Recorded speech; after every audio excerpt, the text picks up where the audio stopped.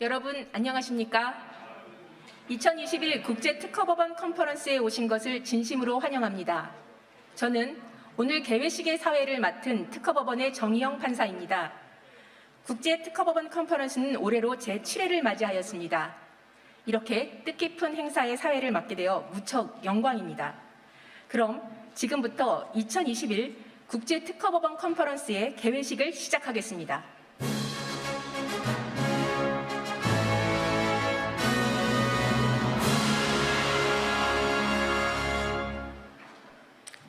(2021) 국제특허법원 컨퍼런스는 코트, IP 앤 하모나이제이션이라는 주제로 세계 IP 전문 법관들과 전문가들이 경험을 공유하고 상호 이해를 촉진하기 위해 마련되었습니다.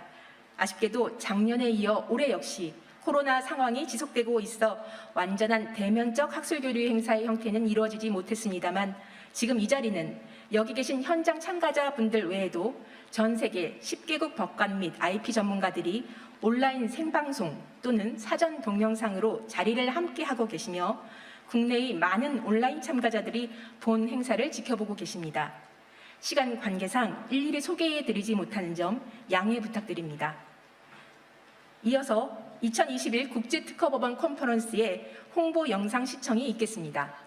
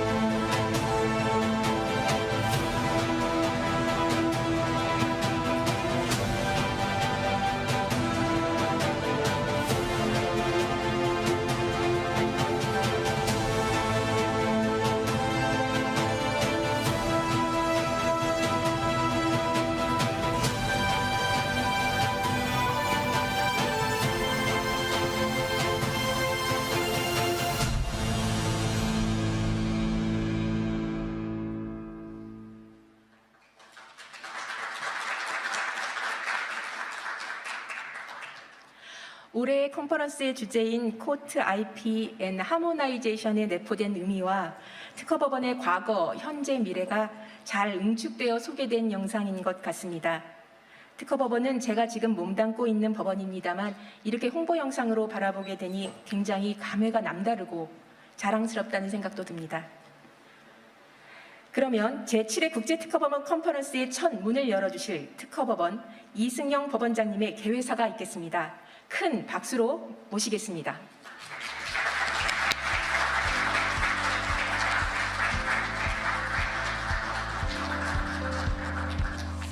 안녕하십니까. 저는 대한민국 특허법원장 이승영입니다. 2021년도 국제특허법원 컨퍼런스에 참여하시는 여러분을 진심으로 환영합니다.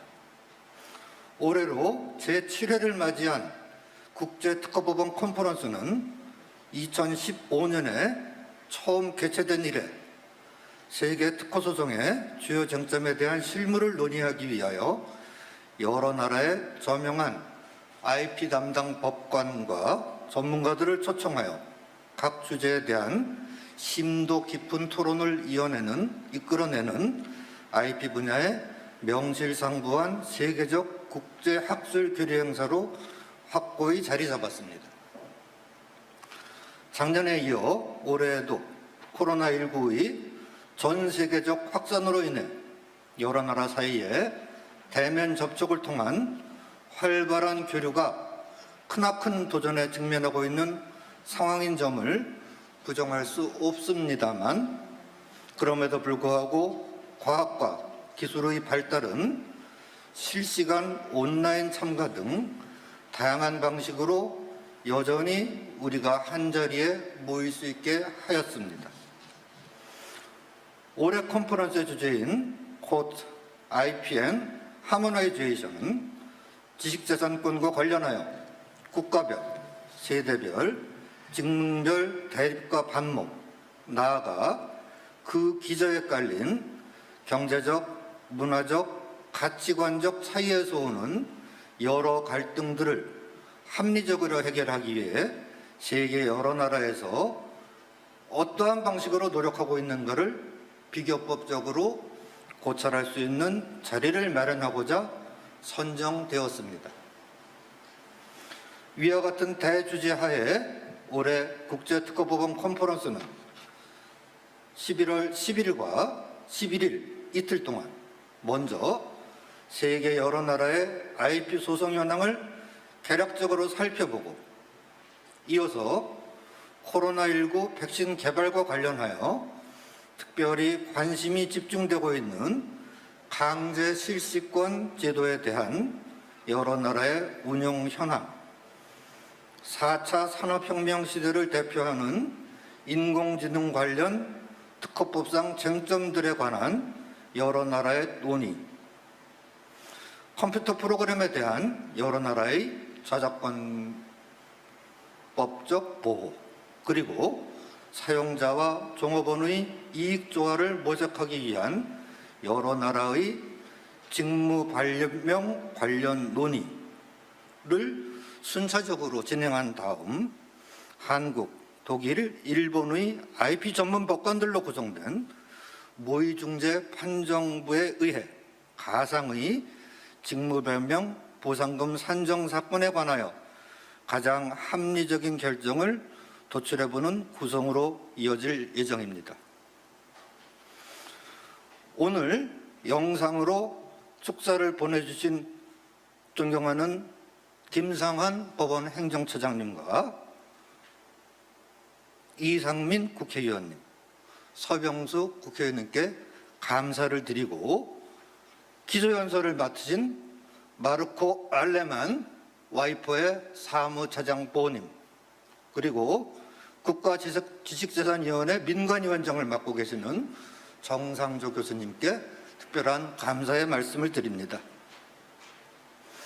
2년 가까이 이어지는 코로나 팬데믹으로 인해 많이 위축된 환경인데다가 시간적, 장소적 차이에서 오는 온라인 참가의 어려움에 불구하고 올해 컨퍼런스에서 적극적으로 의견을 개진하고 도와주신 호주, 중국, 독일, 인도, 일본, 스위스, 터키, 영국, 미국의 IP 담당 법관과 전문가들께 이 자리를 빌려 다시 한번 감사의 말씀을 드립니다.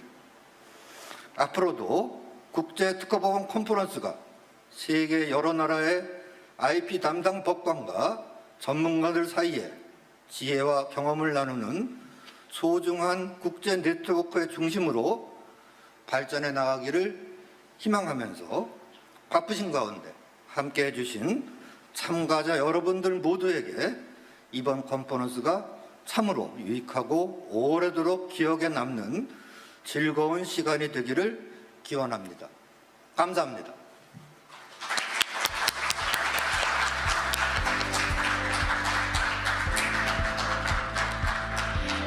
네, 이승영 법원장님 감사합니다. 다음은 김상환 법원 행정처장님의 축사가 있겠습니다. 처장님께서는 일정상 참석하시지 못하셨지만 이번 행사를 축하하는 마음을 담은 동영상을 보내주셨습니다. 함께 시청하시겠습니다.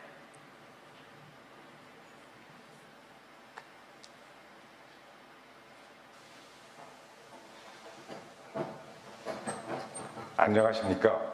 대한민국 법원행정처장을 맡고 있는 대법관 김상환입니다. 대한민국 사법부를 대표하여 2021년 국제특허법원 컨퍼런스에 축사를 하게 된 것을 영광으로 생각하며 이번 컨퍼런스의 개최를 진심으로 축하드립니다. 또한 2015년 처음 개최된 국제특허법원 컨퍼런스가 해를 거듭할수록 전 세계 지식재산 전문 법관의 교류와 소통의 장으로 자리매김하고 있는 데 대하여 기쁘게 생각합니다. 이번 컨퍼런스는 코로나19의 영향으로 작년에 이어 올해에도 온라인과 오프라인이 결합된 형태로 진행하게 되었습니다. 먼저 귀한 시간을 내어 참여해 주신 국내외 전문가분들께 감사의 말씀을 드립니다. 또한 시차와 거리를 극복하고 온라인으로 컨퍼런스에 참석해 주시는 각국의 법관 및 전문가 여러분께도 각별한 감사의 말씀을 드립니다. 잘 아시는 것처럼 코로나19 팬데믹으로 인하여 우리 모두는 감염병에 대한 불안과 함께 자유로운 만남과 친밀한 소통에 이전과 다른 어려움을 느끼게 되었습니다.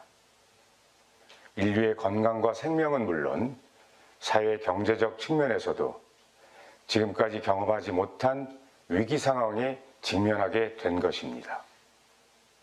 그러나 역사를 도전에 대한 끊임없는 응전의 연속이라고도 하듯이 코로나19 치료제의 개발과 백신 접종, 전 세계적인 대응과 협력 등을 통해 우리는 이 위기를 극복해 나가고 있고 가까운 시일 내에 이전의 일상을 회복할 것으로 기대하고 있습니다. 이러한 의미에서 코트 IP and Harmonization이라는 주제 아래 최근 이슈가 되고 있는 코로나19 백신 개발과 관련한 특허권 쟁점, 지식재산권을 둘러싼 국가별 문화적 규율의 차이와 갈등 및 그 해결 방안 등을 논의하는 이번 컨퍼런스는 매우 뜻깊고 시적절하다고 생각합니다. 지식재산권은 기술과 문화의 발달을 이끌고 이를 통하여 인류의 번영에 이바지하여 왔는데 이러한 지식재산권을 둘러싸고 현실적으로 발생하는 제도적 문화적 갈등이 있다면 이 역시 각국의 실무가와 전문가들이 머리를 맞대고 지혜를 모아 슬기롭게 해결해 나아갈 수 있으리라 믿어 의심치 않습니다. 각국의 지식재산권 전문가들이 현장과 온라인을 통해 경험과 지혜를 나누는 이번 컨퍼런스는 그 자체로 컨퍼런스의 주제인 코트 IP and Harmonization의 정신을 잘 드러내는 것이라고 생각합니다. 오늘부터 이틀간 개최되는 이번 컨퍼런스에서 펼쳐질 세계 지식재산 전문가들의 다양하면서도 심도 깊은 논의들은 우리 인류의 삶을 더욱 조화롭고 풍요롭게 만드는 자양분이 되리라 믿습니다. 나아가 2021년 국제특허법원 컨퍼런스의 성공적인 개최를 계기로 각국의 지식재산 전문 법원들 간의 유대와 협력이 한층 더 강화될 수 있기를 바랍니다. 끝으로 귀한 시간을 내어 컨퍼런스에 참여해 주신 모든 분들과 안전하고 내실 있는 컨퍼런스 개최를 위하여 여러 세심한 노고를 아끼지 않으신 특허법원 이승영 법원장님을 비롯한 관계자 여러분께 다시 한번 감사의 말씀을 드립니다. 여러분 모두의 건강과 행복을 기원합니다. 감사합니다.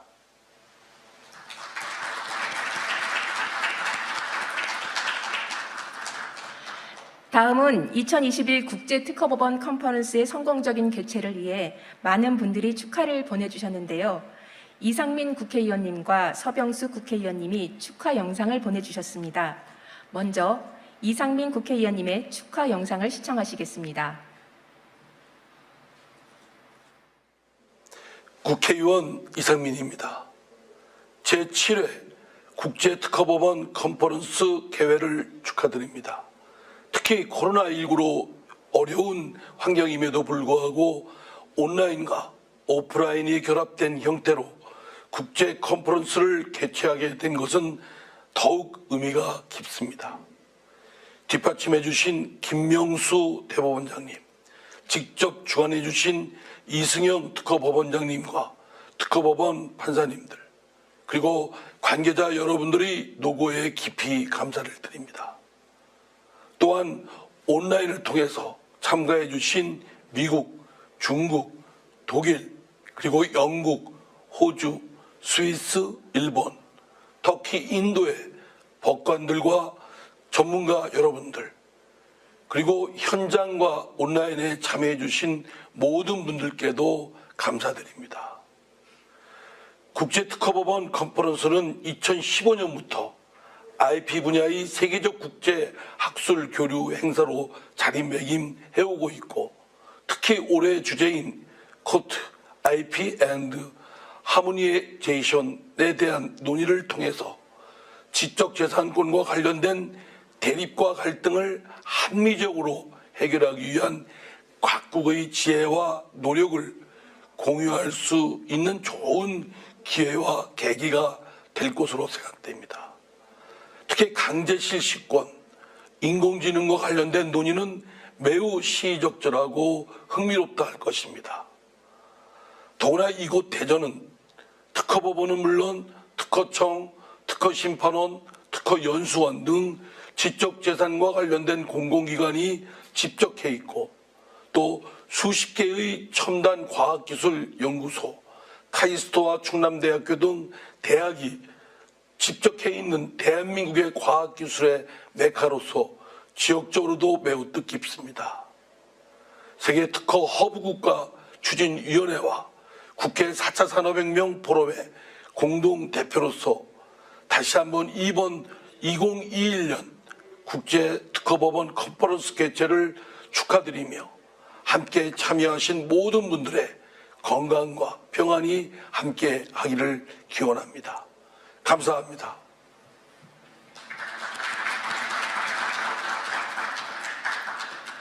다음으로 서병수 국회의원님의 축하 영상을 시청하시겠습니다.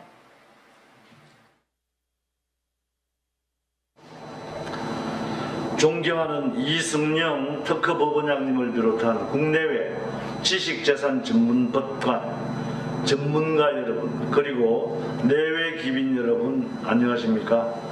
국민의힘 부산진구 갑국회의원 서병수입니다. 올해 제7회 국제특허법원 컨퍼런스에서 축사를 하게 되어서 매우 영광스럽게 생각합니다. 이번 행사에 온라인을 통해 참가해 주시는 많은 국가의 지식재산 전문법관, 교수, 법률가 여러분들을 환영합니다. 또한 장기간에 걸친 코로나19의 확산에도 불구하고 지식재산권에 관한 여러 쟁점들을 분명히 하고 이에 대한 세계적 전문가들의 식견을 모아 축적하고 대비하고자 하는 대한민국 사법부와 특허법원의 노력에 경의를 표합니다. 21세기는 급변하는 과학기술의 시대입니다. 과학기술이 발전함에 따라 지식재산권의 중요성은 더욱 커지고 지식재산권 관련 갈등과 분쟁도 나날이 복잡해지고 있습니다. 저는 대한민국 제21대 국회의 세계특허허브국가 추진위원회의 공동대표를 맡은 국회의원으로서 지식재산의 중요성, 나아가 이를 둘러싼 갈등과 분쟁의 해결이 지속적인 사회 발전을 위한 필수적 전제라는 점을 누구보다 잘 알고 있습니다. 앞으로도 지식재산 관련 정책들을 열심히 연구하고 또 지식재산권의 발전을 도모할 수 있는 입법 활동을 충실히 해 나가겠습니다. 아무쪼록 이번 컨퍼런스를 통해 합리적이고 조화로운 지식재산 소송의 글로벌 스탠다드가 마련되는 계기가 형성되기를 바라며 이와 같은 소중한 컨퍼런스가 더욱 활성화되기를 희망합니다. 감사합니다.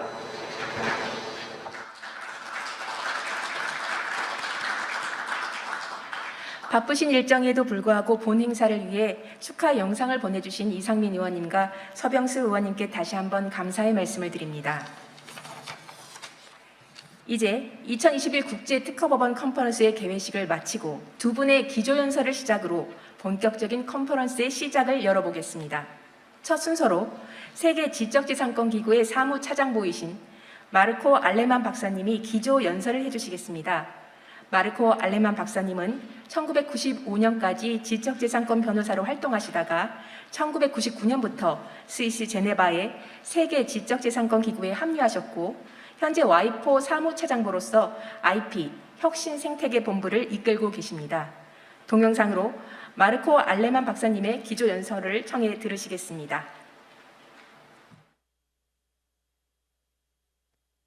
Honorable Minister of National Code of Administration and Justice Kim Sang-won, Honorable Member of the National Assembly of Korea Lee San-min and Soo Byun-soo, Honorable Chief Judge Lee Sun-jong of the Patent Court of Korea, Honorable Professor John Sen-jo, Chairman of the Presidential Council on Intellectual Property, distinguished judges and dear friends. It is a great honor for me to address you at this 7th edition of the International IP Court Conference. I thank the Patent Court of Korea for the invitation and the opportunity to address you. The Patent Court of Korea, established in 1998, is one of the first specialized IP courts in Asia and continues to innovate. It introduced an international division in 2018, which allows oral arguments and documents in a foreign language. The goal is to provide affordable and convenient judicial services to foreign parties whose presence is growing in IP litigation in the Republic of Korea. The Patent Court's openness to the world is also seen in this IP Court Conference, which is running in its 7th edition, attracting leading jurists from across the world to share their approaches. This year's conference theme is Court, IP, and Harmonization. As you know, WIPO is a global convener for the discussions on intellectual property matters, shaping and harmonizing global IP norms with a membership of 193 member states. Since the 1883 Paris Convention for the Protection on Industrial Property and the 1886 Berne Convention for the Protection of Literary and Artistic Works, those express the desire for harmonized legal protection of intellectual property 19세기 말 in 운송 및 the face 산업혁명으로 of 세계화를 the 맞이하던 때에 globalization 지식재산권을 보호하는 from the 조화로운 transport 법적 체계가 and 필요하다는 염원에 industrial 의해서 revolution 탄생했습니다. in late 19th century. The broad historical trend IP toward 시스템의 다자간 harmonization 조화와 and 통합을 향한 integration of the 역사적인 큰 IP 흐름은 system at the 최근 multilateral 70년간 level 여러 has 이해 slowed 관계자들 down in 간의 recent 입장 decades, 차이로 owing to 둔화되었습니다. difference among the interests of stakeholders in the system. We can observe a move away 이에 from 다자적인 multilateral 해결책에서 solutions 벗어나 toward regional and 지역적인 bilateral approaches, 양자 간의 as well 접근이나 as to different 복수 plurilateral 국가 efforts. 간의 노력에 힘을 싣는 Even in 움직임이 areas 관찰되고 where there 있습니다. is convergence in laws, 법률이 and 융합되고 governed by 국제 조약이 international 적용되는 treaties, 분야에서조차 important difference may remain 국내법의 in 차이는 domestic law 클 수 있고 and more so in the application 법원의 해석과 and 적용의 interpretation 간극은 by the court. 더욱더 그렇습니다. The series of Davos rulings 현재 that 주목을 is 받고 있는 일련의 currently 다보스 in the 판결이 limelight 바로 is a very good 좋은 example. 예라고 할 수가 It 있겠습니다. concerned a patent application filed in 약 some 17국에서 70 출원된 jurisdictions 인공지능인 where 다보스를 an 발명자로 artificial intelligence 표기한 machine 특허에 관한 is named as the inventor. 사례입니다. CAIPO and a number of other 한국과 IP offices, such 유럽, the European Patent Office, the 미국, USPTO, 영국 the UK 등 IP 각지의 Office, 특허청은 refused the patent 이 특허 application. 출원을 거절했습니다. Unsurprisingly, the 이는 case is now 자연히 각국 being 법원에서의 litigated in 소송으로 courts in different jurisdictions. 이어졌습니다. The Federal Court of Australia issued the first 호주 judicial ruling on this 연방법원은 올해 question in 7월 July 이건에 of 대한 this 첫 year, 판결을 deciding 내렸습니다. that an artificial 인공지능도 intelligence 특허와 system 관련하여서 can be 발명자로 recognized 인정받을 수 as the inventor 있다라고 for patent 하였습니다. purposes. The UK Court of 영국 Appeal 항소법원과 and the US District 미국 Court 버지니아 for the 동부 Eastern 연방 District 지방 Court of 법원은 Virginia decided in September 각각 올해 and October 9월과 respectively 10월 that an inventor 발명자는 must be 개인이어야 an 하므로 and 그래서 rejected the patent 다보스 application. 출원은 거절돼야 한다라고 하였습니다. So, while much has been achieved in 이처럼 terms of harmonization in the IP area of 실체법의 intellectual property 조화라는 law, 측면에서 많은 성과가 있었음에도 불구하고 아직 좁혀야 할 차이점도 남아 있는 것입니다. are more apparent 이것은 in the 본질상 judicial application and 국가적이며 interpretation, which are 속지주의적인 inherently 사법 적용과 national 해석에서 and territorial. 더욱더 두드러집니다. The sovereignty of national judicial structure and the 한 국가의 intimate 사법 구조란 connection 주권적인 with the 성격을 territory 지니고 would 영토와도 make it 긴밀한 insuitable 연관성을 to 갖는 address 만큼 harmonization 법원 차원에서 in the 조화를 context 말하기란 of the 쉽지 court. 않을 수 있겠습니다. Instead, we may talk about 대안으로 global judicial 우리는 국제사법 교류를 생각해 볼 수 있는데 이것은 좀 더 다른 여러 형태를 가질 수 있습니다. is tasked to resolve a novel IP question. 지제법상의 새로운 쟁점이 문제가 될 때 법원은 유사 사례를 다룬 외국 판결을 검토, 참고할 수 있으며 적절한 상황에서는 외국 법원과 또한 이 상호 참조를 하는 것도 좋은 방법이 되겠습니다. 이와 같은 사법적 접근의 상호 교류는 외국 판결의 논리를 받아들일 때뿐만이 아니라 또 그렇지 않을 때에도 유용할 것입니다. 한 국가에서 찾아낸 해결책이 다른 곳에는 맞지 않을 수 있는 여러 가지 중요한 이유가 있겠습니다. 서로 다른 법제와 사법 구조 간의 정보 교류를 통해서 일관성과 상호 존중을 유지하고 동시에 국내 판결의 사법 독립성을 보존하는 것은 한 국가의 사법부가 예측 가능성과 적법성을 지니는 데 있어서 매우 중요합니다. 법관 간 협력과 정보 및 경험을 교환하는 프로그램을 통해서 추진해온 접근 방식이고 이것이 와이포가 사법부와 협업하는 과정에서 접근한 방식입니다. 올해 와이포 IP 법관 포럼에서는 80개국에서 약 400여 명의 법관이 참여할 것으로 예상되고 있습니다. look forward to 저는 seeing 여기 계신 many 많은 of you 분들도 there. 거기서 뵐 수 있기를 기대합니다. While we continue to engage 와이프는 closely 앞으로도 with the Patent Court of Korea 한국 특허법원과 and with the 또 judges participating in 국제 the IP 특허법원 Court 컨퍼런스에 Conference 참여하시는 to support 법관 an 여러분과 effective 긴밀히 and balanced 협력하겠습니다. approach to IP 그리하여 adjudication 지식재산 판결에 that is 대한 suited 효과적이며 to the 균형 잡힌 domestic 접근으로 framework of 각국 each 체계에 country 적합하면서 and at the 서로 same time 연결된 respond 현대 글로벌 IT 생태계의 요구에 맞는 판결들을 계속 지원하도록 하겠습니다. Thank you for your 경청해 attention, 주셔서 감사드리고 and I wish you 앞으로 a 이틀간 stimulating discussion 활기찬 over the 토론을 next 2 days. 기대하겠습니다.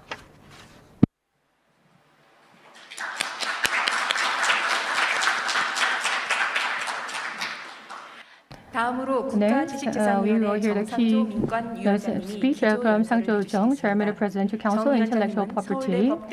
Chairman Jung is Dean of the Law School of Seoul National University. 법학대학원장을 역임하셨으며 각종 정부의 정책 기반 운영에 관한 지원 활동을 계속적으로 수행하고 계시면서 현재 국가지식재산위원회 민간위원장으로 활동하고 계십니다. 국가지식재산위원회 정상조 민간위원장님을 큰 박수로 맞이해 주시기 바랍니다.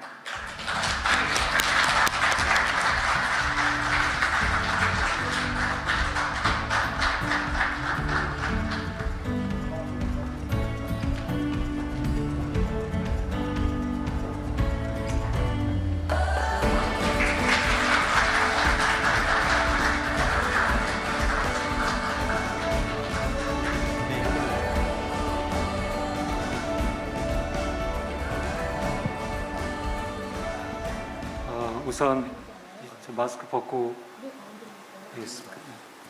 우선 특허원 국제 컨퍼런스 제7회 컨퍼런스 개최를 진심으로 축하드립니다. 이 컨퍼런스에 초청해 주신 이승영 원장님께 진심으로 감사드립니다. 그 코로나 그 위기 속에서도 아주 세계 국내 그리고 해외 저명한 판사님들과 교수님, 변호사님들께서 패널리스트로 참여해 주셔서 감사하고 굉장히 기쁘게 생각합니다. 어려운 여건에도 불구하고 특허법원이 매년 국제 컨퍼런스를 개최해서 이제 이 특허법원의 국제 컨퍼런스가 국내외 법관들이 경험과 정보를 공유하는 국제 포럼으로 그래서 법조인들이 상호 이해를 높일 수 있는 국제 포럼으로 정착하게 되었습니다. 이번 컨퍼런스는 지재권 분야의 갈등을 해결하고 이해관계 조화를 도모하는 그 지혜를 찾기 위한 것으로 알고 있습니다. 전 세계적으로 경제적인 그리고 문화적인 그리고 가치관의 차이로 그 많은 갈등이 일어나고 있습니다. 그래서 이번 컨퍼런스가 조화, 하모나이제이션을 주제로 정한 것은 아주 시적절한 것으로 생각됩니다. 원장님께서 좀 시간을 여유 있게 주셔가지고 제가 조금 길게 기조연설을 좀 하도록 하겠습니다.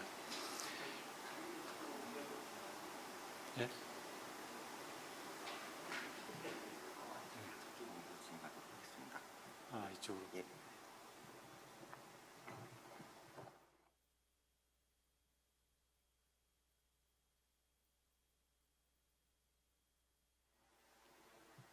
감사합니다. 최근에 첨단 기술 분야에서 핵심 지식재산을 둘러싸고 미국과 중국의 기술 패권 경쟁이 신냉전에 비유될 만큼 치열하게 진행되고 있습니다. 코로나19 백신의 신속한 글로벌 공급을 위해서 지식재산권의 면제가 필요한지 그 여부에 관해서 각국의 이해관계에 따라 찬반이 첨예하게 대립하고 있습니다. 지식재산권은 이제 경제와 통상을 넘어서 국가 안보와 국민 보건의 핵심 이슈로 부상하고 있습니다.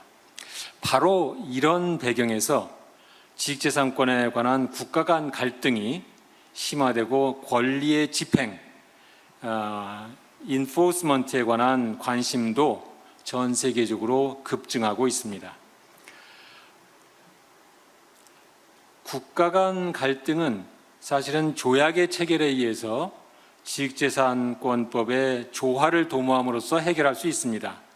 선진국과 후진국 모두 WTO TRIPS의 체결로 최소한의 지재권 보호 수준을 정했고 회원국들은 지재법의 조화를 추구했습니다. 그러나 한편으로는 WTO에서의 보호 수준에 관한 불만으로 인해서 다양한 양자 조약 내지 지역별 조약으로 지재권 보호를 강화하려는 시도가 진행 중입니다. 다른 한편으로 국가 간 갈등이 심각해지면서 WTO 체제 자체가 도전받고 있습니다. 국가 간 지재권 분쟁에 있어서도 WTO 체제가 무능하다 이런 지적이 나오고 있고 공중보건의 기묘한 의약품의 활용에 있어서도 WTO가 걸림돌이 된다 이러한 지적을 받고 있습니다. 20년 전에 WTO TRIPS가 공중보건을 위해서 기묘한 의약품 특허의 강제 실시 (compulsory license를) 허용한다 하는 소위 도하 선언을 했습니다. 그러나 코로나19 백신과 치료약에 관한 특허권의 포기나 강제 실시 또는 영업비밀의 공개는 유언한 것이 명백한 현실입니다. 사실 도하 선언 직후 미국의 부시 행정부는 에이즈 치료가 공중보건의 중요한 과제라는 것을 직시하고 에이즈 예방과 치료를 위해서 제네릭 의약품을 활용하자 여기에 동의하고 무려 18조 원을 투입한 바가 있습니다. 미국 정부는 에이즈 대응을 위한 대통령 비상계획 PFAR인데요. 이 비상계획을 수립하고 현재까지 약 100조 원가량의 예산을 투입해서 미국과 50여 개국의 에이즈 예방과 치료를 주도해 왔습니다. 그 결과로 약 2천만 명의 생명을 구한 것으로 알려지고 있습니다. 에이즈 대응을 위한 대통령 비상계획은 의약품 특허의 강제 실시에 관해서 아무런 입장을 채택한 바가 없습니다. 그러나 현실적으로 제네릭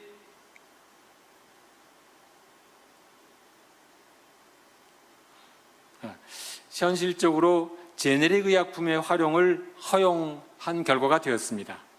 제네릭 의약품을 활용하지 못했다면 2천만 명의 생명을 구하기는 어려웠을 것입니다.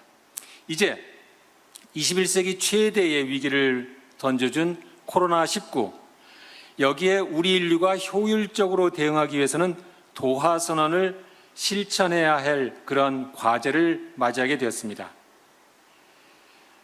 각국 정부가 막대한 예산을 투입해서 코로나 백신과 치료약을 개발했습니다.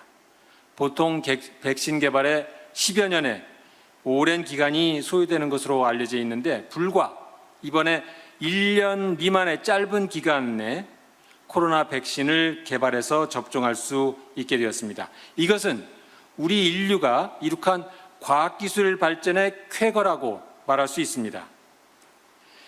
신속하게 코로나 바이러스를 억제하는 것이 우리 인류 전체 이익에 부합되고 기묘한 과제다.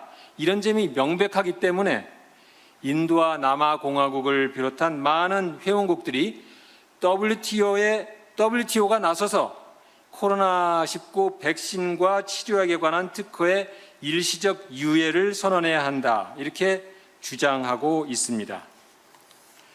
그러나 도하 선언에도 불구하고 백신과 치료약을 개발한 선진국의 대부분은 특허권의 유예나 영업비밀의 공개에 반대 입장을 취하고 있습니다.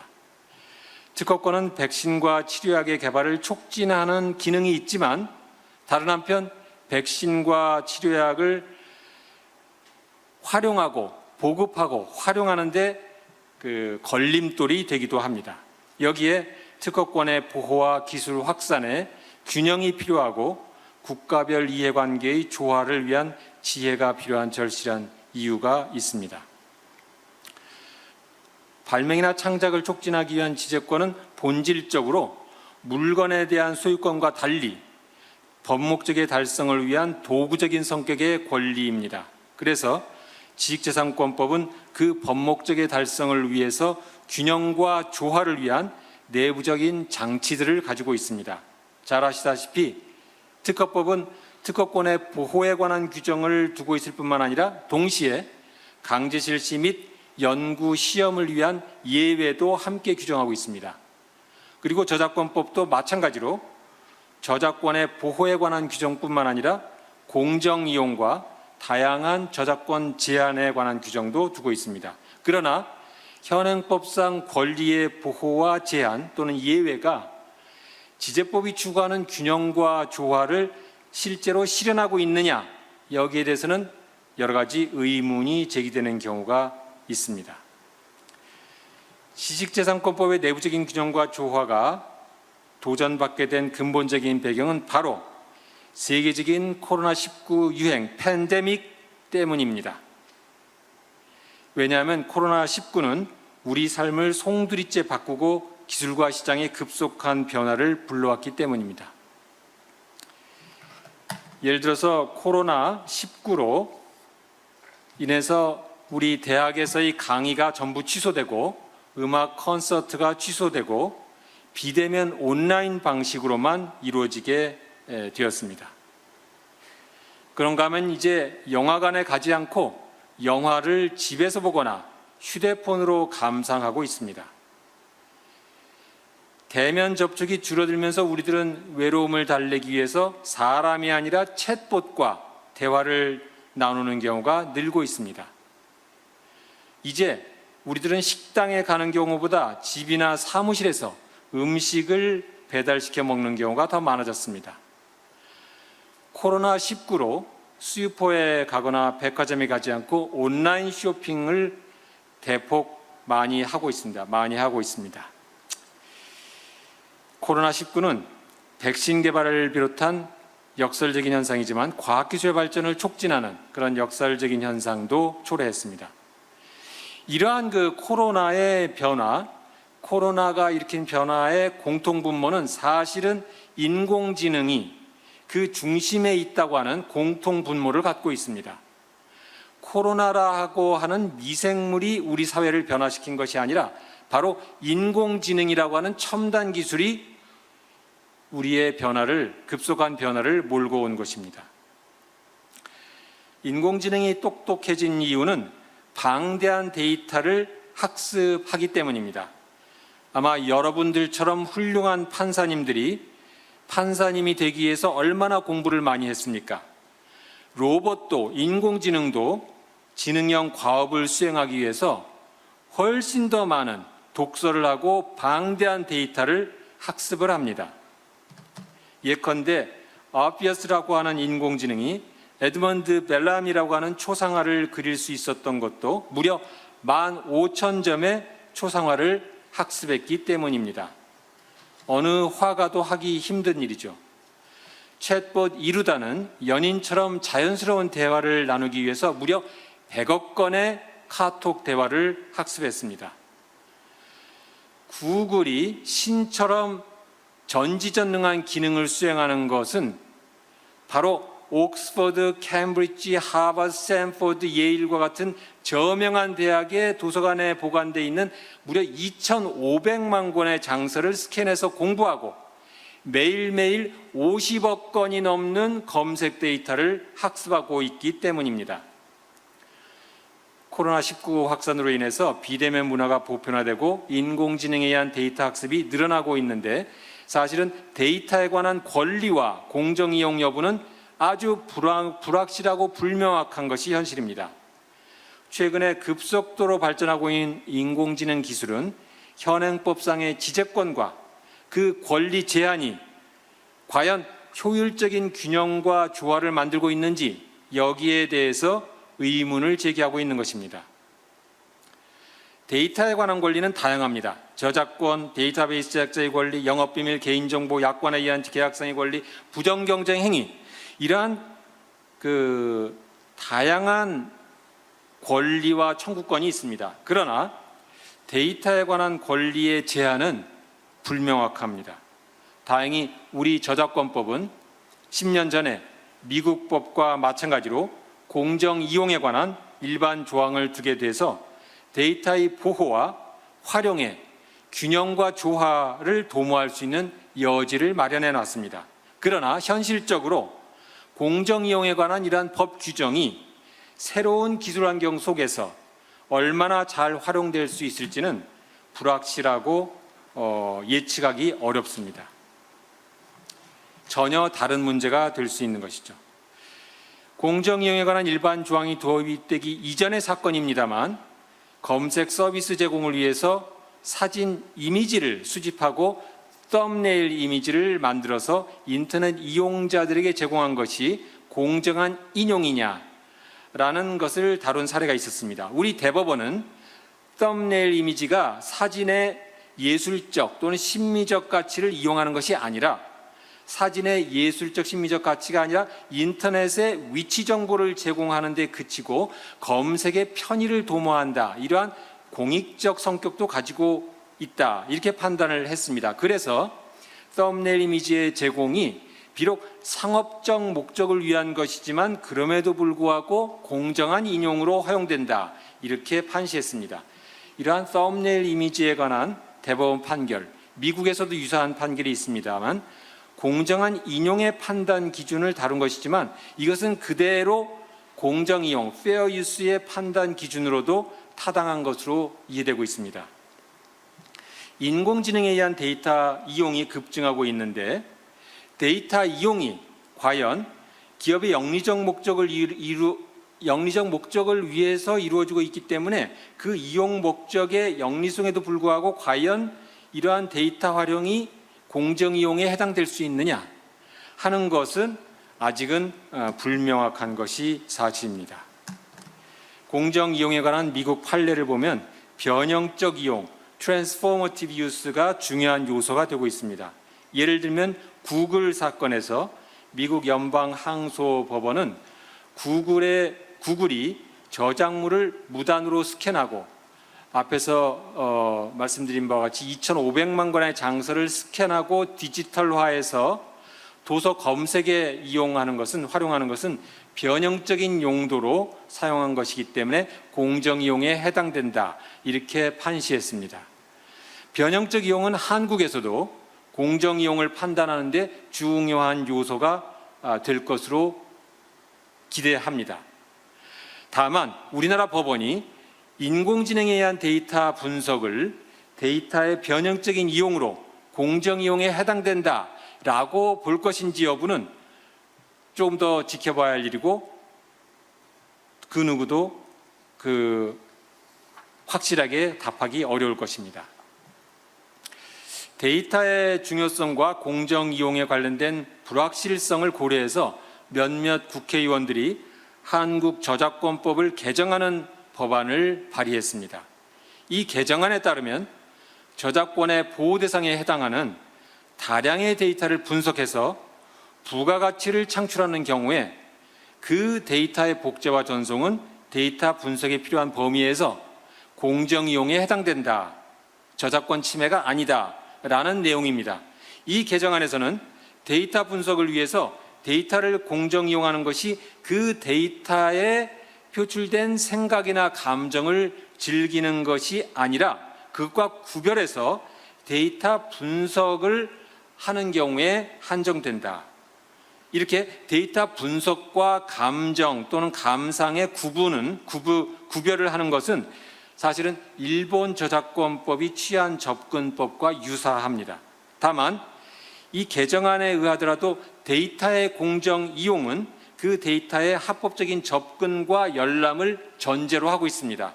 바로 이것이 문제일 겁니다. 따라서 예를 들면 스파이더와 크롤러와 같은 봇들이 인터넷을 돌아다니면서 데이터에 자유롭게 접근할 수 있는지, 그리고 어느 정도까지 데이터를 분석하고 이용할 수 있는지에 대해서는 의문이 아직도 남아 있는 것입니다.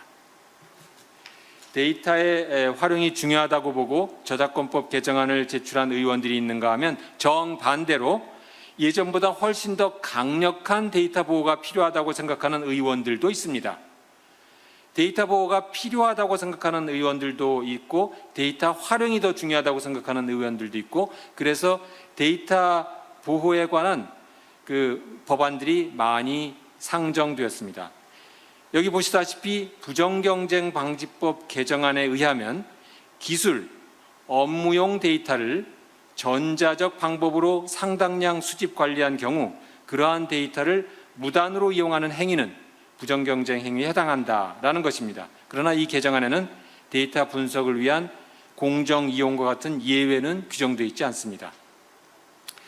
현재 데이터 재산이라고 할까요? 데이터 자산에 대한 법적 보호와 활용을 위한 입법안들이 최소한 5개가 상정이 되어 있습니다. 많이 상정이 되어 있는데 그 법안들이 실제로 법률로 제정된다면 아마 산업계가 데이터의 과잉 보호 또는 데이터 활용의 위축으로 심각한 피해를 입을 수도 있습니다. 물론 모든 법안들이 실제로 법률로 제정되지는 않습니다. 어떤 법안이 살아남을지 그 법안들이 기술 혁신과 창작 생태계의 요구를 잘 반영해서 어떻게 수정될지 지켜봐야 하겠습니다.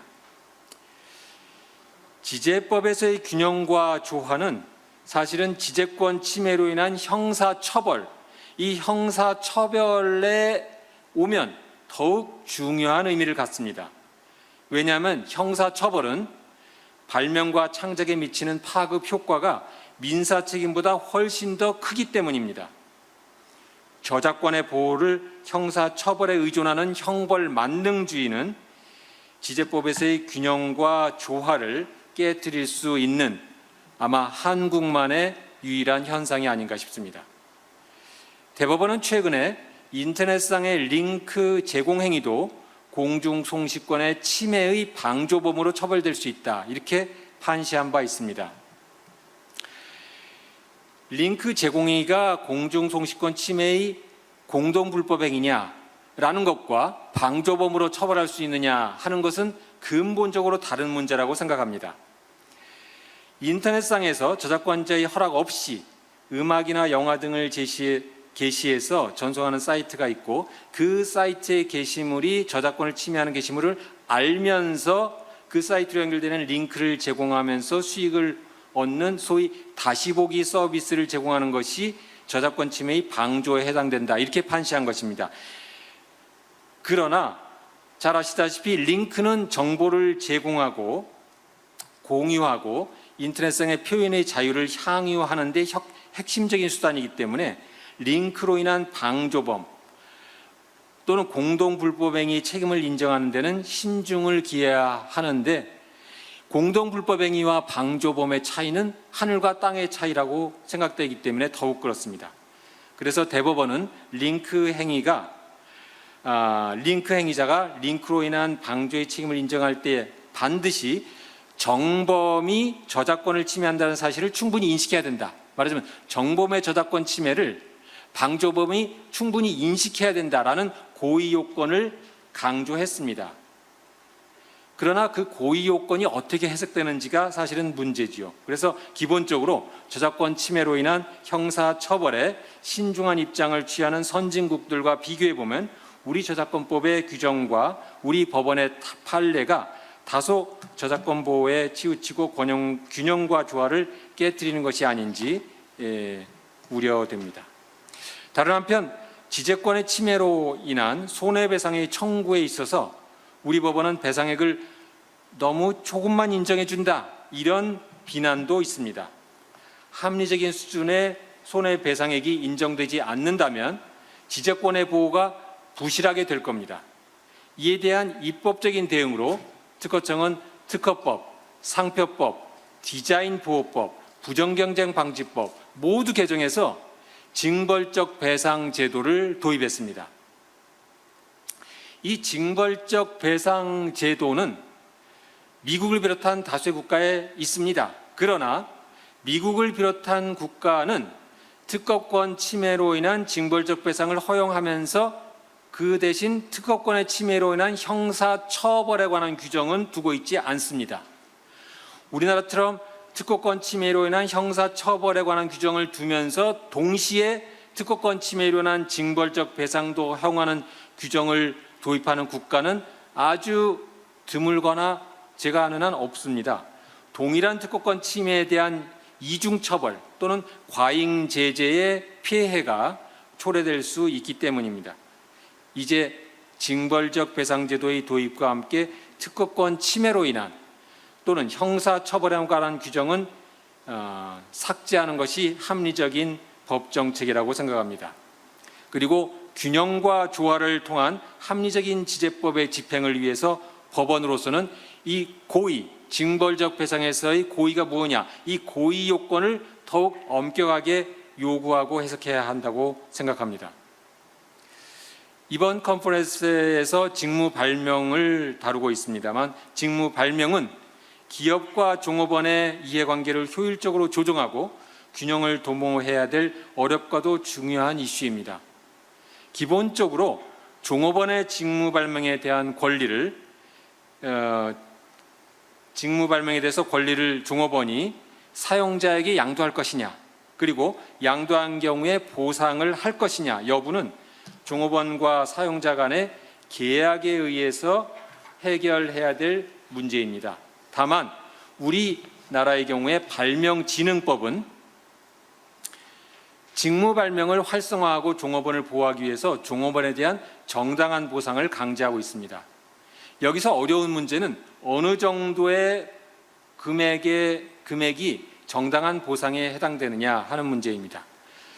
우리 법원은 직무 발명에 대한 정당 보상액을 결정하기 위해서 특허 발명으로 인한 사용자가 얻을 이익, 그리고 발명자 보상률, 그리고 종업원의 기여율을 감안해서 산정합니다.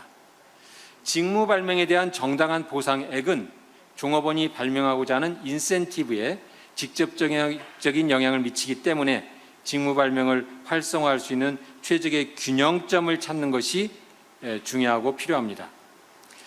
그런데 다른 한편에 사용자와 종업원이 계약이나 근무 규정을 통해서 미리 보상에 관한 합의를 해두었다면 그러한 당사자 간의 합의에 따른 보상은 정당한 보상으로 볼 필요가 있지 않느냐 하는 어려운 문제가 있습니다. 만일 기업과 종업원 사이의 단체 협약이나 근무 규정에도 불구하고 언제나 법원이 개입해서 판사의 판단을 경영자의 판단에 우선시한다면 사용자의 수익에 대한 예측 가능성이 떨어지고 발명에 대한 투자를 위축시킬 수도 있기 때문입니다. 여기에 균형과 조화를 통한 지재법의 취지를 살려야 할 절실한 필요성이 있습니다. 지재권의 보호와 제한, 발명의 보호와 확산, 창작의 촉진과 표현의 자유, 데이터의 보호와 활용, 이러한 문제들에 있어서 균형과 조화는 점점 더 중요해지고 있습니다. 지재법에서의 균형과 조화는 한국의 국내법적인 고민에 그치지 않고 국가 간의 이해와 협력을 요구하는 문제가 됩니다. 오늘 특허법원의 국제 컨퍼런스를 통해 저명하신 판사님들과 교수님과 변호사님들 여러분의 견해와 지혜가 모이고 지적재산권법에서의 균형과 조화를 실현하는데 이번 컨퍼런스가 커다란 기여를 할 수 있게 되기를 기원합니다. 좀 길었습니다만 경청해 주셔서 감사합니다.